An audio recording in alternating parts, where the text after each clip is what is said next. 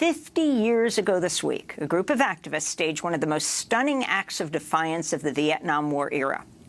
On March 8, 1971, 8 activists, including a cab driver, a daycare director, 2 professors, broke into an FBI office in Media, Pennsylvania, and stole every document they found. The documents exposed COINTELPRO, the FBI's secret counterintelligence program, a global, clandestine, unconstitutional practice of surveillance, infiltration, and disruption of groups engaged in protest, dissent, and social change.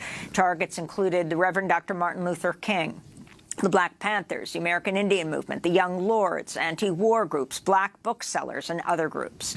The leaked documents triggered congressional investigations, increased oversight, and the eventual passage of the Foreign Intelligence Surveillance Act. When all of the protests against the war in Vietnam were not making any difference, and we realized that the government was lying to citizens about the war, we thought that we needed to take a different kind of step in civil disobedience and get proof to show what FBI agents were doing in the Philadelphia area, things that were unconstitutional, immoral, and illegal.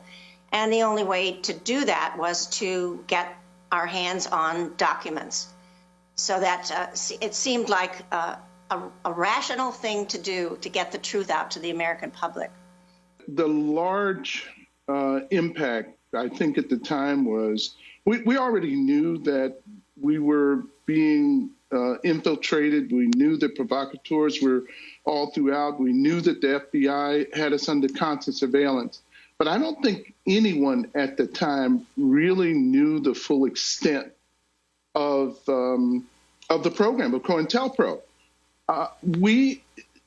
We saw the surveillance, we saw the interference and the setups that were being done as acts that the government, as a broad government, was doing.